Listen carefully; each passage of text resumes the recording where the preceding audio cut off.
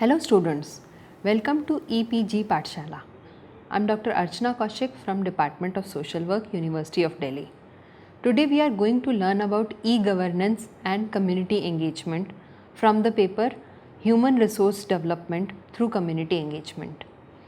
After completing this module, the students will be able to explain the concept and significance of e-governance, identify various stages and models of e-governance, examine the role of e-governance in promoting community engagement and empowerment.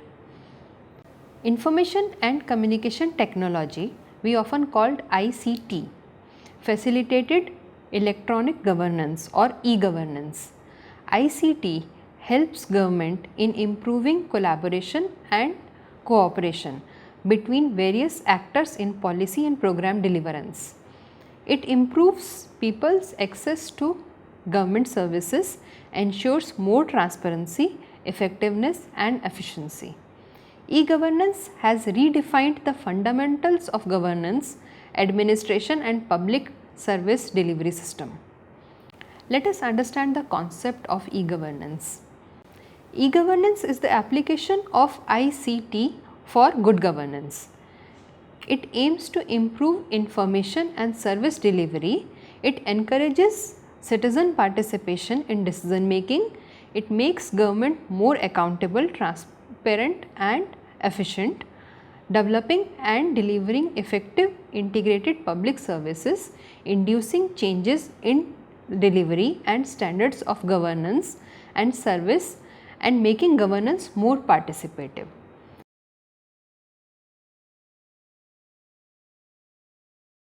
E-governance is equated to smart governance, where S stands for simple, which means simplification of rules, regulations and processes of government. M stands for moral, which is curbing corruption, apathy, favoritism and other administrative evils. A is accountable, that is facilitating design and implementation of effective management of information system and performance measurement system. R is responsive, which means getting public feedback on service delivery, streamlining processes to speed up service delivery, and T stands for transparent, which means bringing information confided with government to public domain and making processes and functions transparent. Advantages of e-governance. E-governance makes system automatic. Automation of routine tests and documentation saves time and effort. Large workforce of government leads to huge administrative cost and increases chances of hurdles or loopholes. An e-governed system increases productivity, efficiency and cost effectiveness. E-governance has the potential to integrate various departments to provide a single window delivery of services to citizens. It leads to quality control due to public scrutiny. It reduces the cost of production and delivery of services, making them cheaper. It creates paper-free and least paper office, fastens and improves service delivery mechanism. It is eco-friendly system that is sustainable. It provides services without biases and discrimination, makes the system transparent, enhances accountability, ensures a corruption-free government, makes possible fast and easy access to relevant information to remote areas, and helps to economic development of individuals as well as communities. It holds the capacity for better access to information and resource utilization in health, education, social welfare and developmental areas. It improves living standards of the people. It ensures provision of basic civic amenities. It has better access to information that empowers citizens. It promotes citizen participation and better relations between the government and citizens. It adds to efficiency and cost effectiveness of service delivery. Conventional versus e-governance. Let us differentiate between conventional governance and e-governance. On the basis of nature, conventional governance has remained secretive and elitist and hence could not take pro-poor and citizen friendly approach. while e-governance has transparency ingrained in it and it has no scope for corruption and administrative apathy. On power structure, conventional governance is hierarchical in nature while e-governance is horizontal and networked. On responsiveness, conventional governance is passive and slow and e-governance is very active and fast. On communication, conventional governance is usually one way where service user is usually passive receptor. On e-governance, direct and immediate communication adds to effectiveness. On the basis of emphasis, it has mundane compliance to rules and orders of seniors, while in e-governance, it is target oriented and promotes public participation and consultation. Key advantages of e-governance: it improves service delivery mechanism, promotes accountability and transparency, wider access to information, enhancing the efficiency in output, better management of accounting and record keeping. This slide shows the difference between conventional governance and e-governance that we have discussed just now. Stages of e-governance. First is simple information dissemination or one-way communication. It is the most rudimentary form and used merely for disseminating generic information. Second is two-way communication that involves request from service user and response by service provider using email system and information and data transfer technologies on website. Third is service and financial transactions, cover online services and financial transactions leading to web based self services. Fourth is integration, in inter and intra-governmental integration and both at vertical and horizontal level. Fifth is political participation that covers online voting, online public forums and opinion surveys for more direct and wider interaction with the government. First is simple information dissemination, second two-way communication, third refers to multi-purpose portals allowing customers to use single point to entry to send and receive information and to process transactions across multiple departments. Fourth consists of portal personalization where customers are allowed to customize portals with their desired features based on their specific requirements. Fifth is when government departments cluster services along common lines to accelerate the delivery of shared services and clustering of common services. And sixth and final, technology is integrated further to bridge the gap between the front and back office. This graph shows various stages of e-governance. Models of e-governance. These are the 5 models: broadcasting, critical flow, e-advocacy, comparative and interactive service. Let us discuss them one by one. Broadcasting model. Dissemination or broadcasting useful information in the public domain into a wider public domain with ICT and convergent media. Basic assumption: a more informed citizenry is better able to utilize services through informed choices. Consequently, it leads to citizen empowerment. It corrects information failure situations by providing people with the relevant information relating to administrative system of service delivery. Broadcasting model has been depicted here. Critical flow: disseminating or channelizing information of critical value to the targeted audience or into the wider public domain with ICT and convergent media. It makes the concept of distance and time redundant when information is hosted on a digital network, which could be used well by instantly transferring the critical information to its strategic user group located anywhere or by making it freely available in the wider public domain. This depicts the critical flow model. Comparative analysis model. It continuously assimilates best practices in the areas of governance and then uses them as benchmarks to evaluate other governance practices. The comparison could be made over a time scale between the past and present situation of service delivery, and results show the effectiveness of best practices of e-governance. It has great significance for empowering people. This depicts the comparative analysis model. E-advocacy or mobilization and lobbying model. It makes use of social media and digital spaces for advocating social causes, mobilizing and building public opinions. Increases the usage of ICT for improving administrative services through mobilization and advocacy. Virtual communities are formed which share similar values and concerns, and these communities in turn link up or support real life groups or activities for concerted actions. Expertise and human informational resources are accumulated and mobilized through virtual networking beyond geographical, institutional and bureaucratic barriers, and use it for concerted action. This depicts e-advocacy or mobilization and lobbying model. Interactive service model. Under this model, government services are directly available to citizens in an interactive manner by opening up an interactive government to government channel in governance. Examples are e-Krishi and e-Panchayat.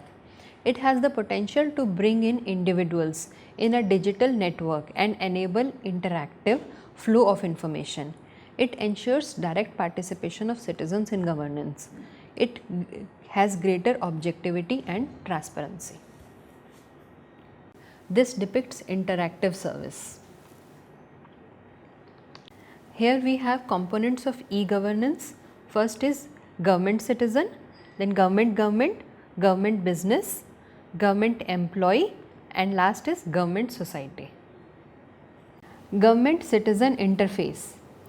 Government agency and citizen interact at various levels for service provision and utilization. With e-governance, various services are available like obtaining and renewing licenses, certificates, paying taxes, fees, etc., which save time and are easier to carry out. Citizens can perform feedback online and can also suggest measures to enhance effectiveness of government policies and programs. Next is government interface.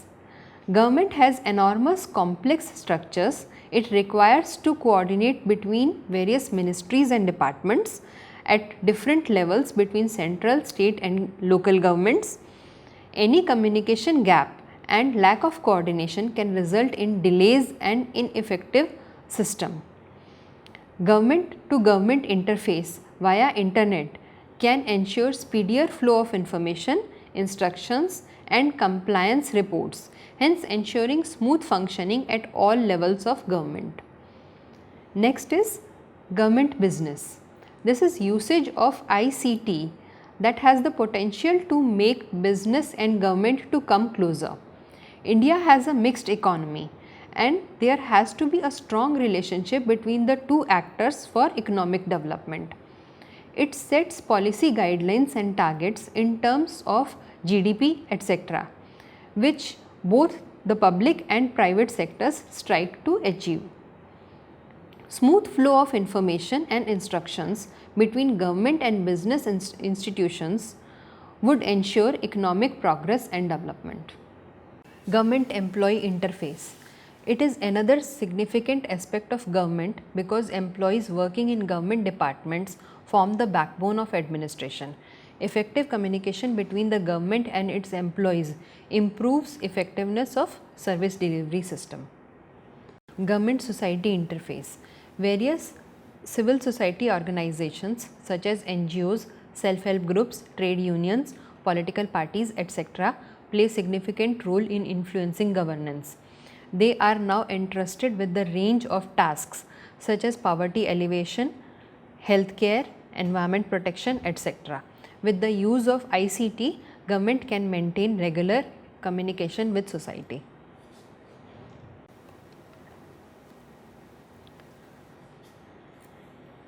Community and e-governance. E-governance services in rural and urban communities aim to bring more transparency, efficiency and accountability in service delivery system. It increases service utilization by community, improves quality of life, living standards of people and leads to human resource development. A more participative, vibrant and empowered community thus formed plays a vital role in national development. It has the scope to bring rapid institutional reforms and to reach out to deprived masses. National E-Governance Action Plan formed by central government and followed by state government. Urban e-governance. Modern telecommunication is becoming a new way of urban culture in offices and workplaces, better delivery and management of services. It is reflected in income, property tax collection, vehicle tracking, integrated transportation management system, buildings, energy production and use, mobility, water and sewage, open spaces, education and public health and safety. They are essential drivers of productivity and enablers of sustainable solutions in almost all aspects of urban life. E-governance has become an essential tool for urban development by the use of IT in improving public service such as transportation, power, health, water, security and municipal services in fast, transparent, efficient and effective manner. Jawaharlal Nehru Urban Renewal Mission, launched in 2005 by central government to bring administrative reforms through e-governance of the 65 mission cities, all state capitals, all million plus population cities and citizens of historical interest. Urban local bodies are the key actors in it. Geographical information system helps in revenue mapping. It gives online details of all municipal taxes and charges like property tax levied on various assets. It facilitates in improving assessments and increasing collection of revenues. Municipal infrastructure mapping. Online details of municipal infrastructure like roads, solid waste management system, street light, housing, etc. and facilities like town planning. Poverty mapping shows socio-economic information of the poor households that helps in designing services and programs. Examples of e-governance best practices are Computer Aided Administration of Registration Department project Andhra Pradesh has aided registering properties in less time, store information scientifically and bring out transparency in the system. Kaveri Karnataka government offers automated kiosks with touch screen operation facility installed in sub-registrar's office through which public can access the relevant information in Kannada and English on market value of land in the villages, towns and cities in the state, model formats of commonly used deeds and forms required for registration of marriage, bylaws of societies and associations, etc. Rural e-governance. E-Krishi Samvad, an internet-based interface launched in March 2017, is a unique platform that provides direct and effective solutions to the problems faced by farmers and stakeholders in the agriculture sector. Farmers can upload photographs related to diseases of the crops, animals, or fishes for diagnosis and remedial measures and seek instant advice from specialists. E-Krishi, a novel initiative in agricultural field in Kerala, aims to establish a community of connected farmers to have access to information on market demand, prices, good agricultural practices, quality agricultural inputs, expert advice that facilitate all their agricultural activities. E-Panchayat project of the Ministry of Panchayati Raj aims to improve the quality of governance of PRIs, including 2,50,000 gram panchayats, 6094 block panchayats and 633 zilla panchayats. A computerized system is created to improve transparency in the functioning of panchayat bodies, with panchayat data made available on the internet. Certain services such as pension, property tax, birth and death certificates, etc. are issued in hassle-free manner. It also provides facility of business process re-engineering of the services, so that the process of receiving any demanded service is greatly simplified. E-Kalyan, a welfare department, is providing scholarships and other benefits to the needy people, including SC, ST, OBC students. This system links all welfare departments, treasury, databases of secondary school certificates, colleges and banks to disburse scholarships. It enables processing of students' applications for scholarships, sanctioning and passing of bills for disbursement in the speedy and transparent manner. E-Chaupal, to protect farmers from being exploited by middlemen who siphon off major profit share, E-Chaupal was launched. Chaupal means a village meeting place. In nearly 6,500 villages, e-Chaupals were set up by 2012, and each e-Chaupal was equipped with a PC, internet connection and printer. Through this, farmer can sell their produce at desired rates without involvement of middlemen. This initiative by Indian Tobacco Company Limited is expected to scale up 20,000 e-Chaupals, covering more than 1 lakh villages in 15 states, receiving 15 million farmers by 2020. Gyandoot. In Madhya Pradesh in 2000, it was initiated where unemployed youth called Suchaks were trained to run information centers called Suchnalay to provide various types of services, information related to agriculture, education, health, etc. Akash Ganga ICT, initiated to help the milk producers of rural areas by making cooperative societies and producing milk and assists in maintaining accounts. In Gujarat, first model of dairy information system kiosk was implemented. The system produces weighing balance, microprocessors, printer, milk analyzer and a display to carry out these operations. Kisan call centers, started in 2002 by the Ministry of Agriculture to provide farmers information about the latest technological development in the field of agriculture. Tata Kisan Kendra, launched in Uttar Pradesh, Haryana and Punjab by Tata Chemical Limited. Its geographic information system software provides digital maps of roads, buildings, rivers, gives information on soil, groundwater and weather. It provides to detect insect attacks, get estimates of crop, identify unproductive farming, etc. This service is planned to reach to 48,000 villages through about 800 franchisee and 40 kiosks. Let us look at certain challenges with regard to e-governance. First is infrastructure.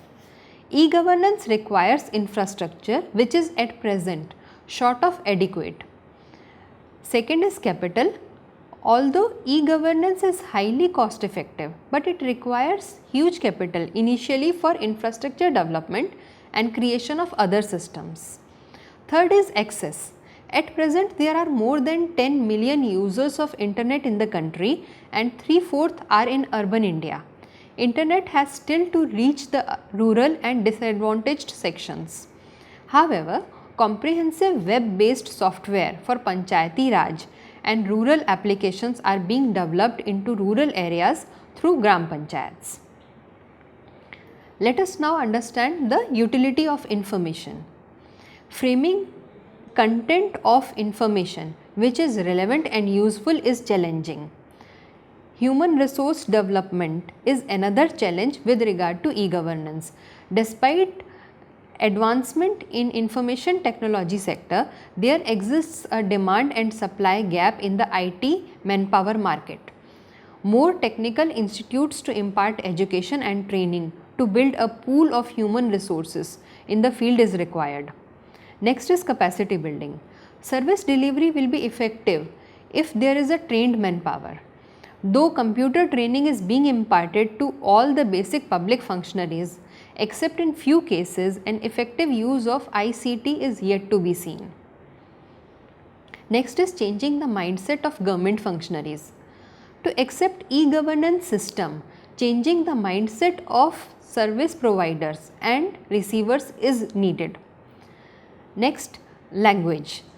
Currently, mostly widely used language is English for e-governance. Development of multilingual software is required to increase accessibility. Next point is cyber laws. Appropriate cyber laws are required to ensure security for generating confidence in the system. Let us now summarize what we have studied in this module. E-governance refers to usage of ICT in discharging governmental functions. It makes government's service delivery systems more efficient, transparent, responsive and corruption free. The aim of e-governance is ensuring greater community engagement, people's participation in governance. It strengthens democracy by increasing the citizens' role in information sharing and policy making. Various models and strategies of e-governance are delineated in the module. Government-citizen interface, government-government interface, etc. are the components of e-governance. Automation of administrative process, workforce reduction, better service delivery, transparency, economic and social development are some of the benefits of e-governance. Few prominent challenges in implementing e-governance are lack of resources and infrastructure, digital divide, security issues in cyberspace and reluctant bureaucracy. Thank you.